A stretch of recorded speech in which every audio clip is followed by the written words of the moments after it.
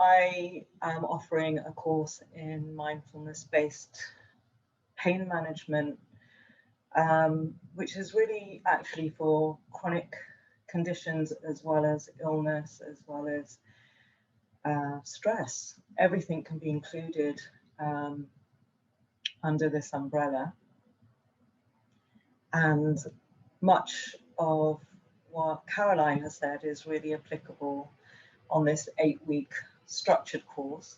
So it's a very structured course. Each week I introduce concepts, so things for the mind to understand, ideas, as well as practices, different practices each week, which really, ideally, the way a person gets the most out of the course would be to do these practices between sessions and to identify things that they can relate to that work for them. So not all practices will be something that somebody relates to. And there's also an element of support. So how to use this work in the actual lives we have, not the life of living on a mountain in Tibet, but the lives we actually have. So that's really important to me, the relevance to current day situations. We start with fostering the connection between ourselves and our body and the mind. So the awareness, that Adiola, you were talking about, that level of awareness, which we have no training in usually. We're operating on autopilot a lot of the time. We're very habitual creatures. And in noticing those habits, we then have an opportunity to interrupt them and do something different. So that's the starting place. And then we move a little bit into connecting with the body more deeply. So there'll be practices that are familiar, people may have heard of, like body scanning. And one of the things that really brought me here to this work is recognizing that I've perhaps been meditating for 25 years, thinking I was meditating, but actually just sitting with my eyes closed thinking, and had never really had any instruction as to what to do and how to engage with myself in any other way. So we're doing a little bit of myth busting as well. It's not about having an empty mind or sitting on a cushion for 3 hours a day, cross-legged. It's about connection with self and bringing that into moment by moment experience, even brushing the teeth or things that we do every day, that we can do them with some presence so that we're in our lives, we're not in the future or the past.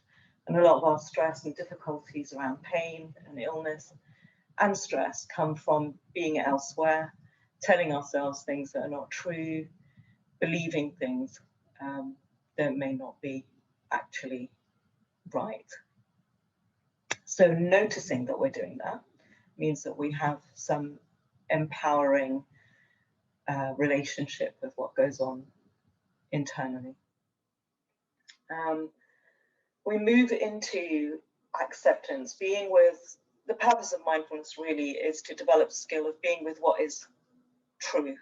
So the myth of happiness is that we're not there until we're happy, but actually that isn't, research shows that that's not really the goal. The goal is to have the capacity to be with what is here and to meet it with compassion and with resilience and with resource. So the skills, to develop the skills of, well, what do I do? I feel really stressed and my heart's beating really quickly. What do I do? What can I do? And we also work to redress the balance. So we're wired to see difficulty. We're, for good reason, but actually we have the opportunity and the capacity to choose where we focus. So we develop skills in noticing good things, in seeking out good things. And in doing that, we're all beginning to redress the balance of sinking into troublesome places within ourselves. And then we broaden out to really acknowledge and develop our sense of connection with others, our shared humanity, and compassion first and foremost for ourselves. So important, and again can be such a missing piece of being a human being. And just that can be a revelation that we can be kind to ourselves. It's okay. And that is even a notion that even exists. Self-kindness can be a huge revelation. So there's also an element of how can we use this work in our continuing lives after the 8-week course. So we're doing a lot of unraveling.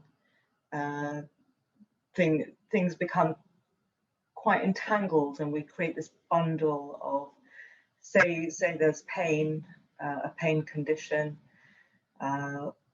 We can get very caught up in that pain. We can escalate our experience of the pain by the things we're telling ourselves. We're developing neural pathways so that we're increasing our sensitivity to pain. And as that happens, then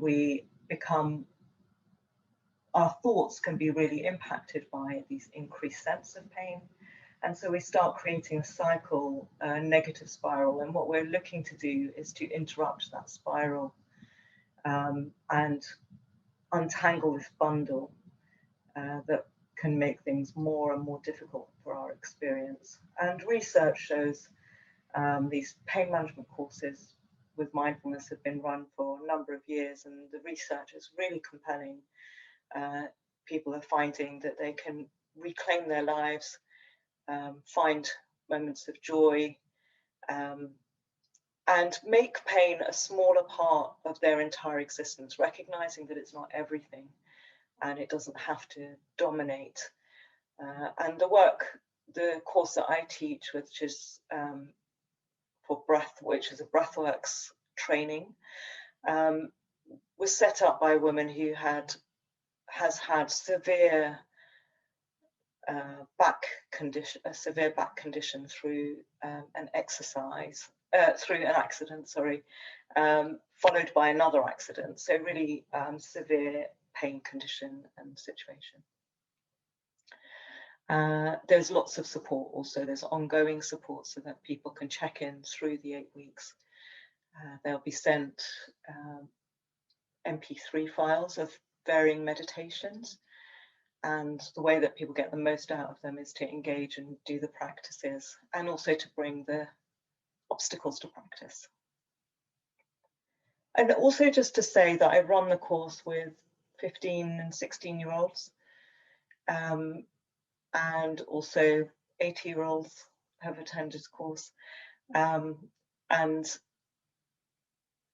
I think there has to be a level of awareness to get yourself on the course. Or it's being suggested that there is something you can do that can be helpful. It's not complicated.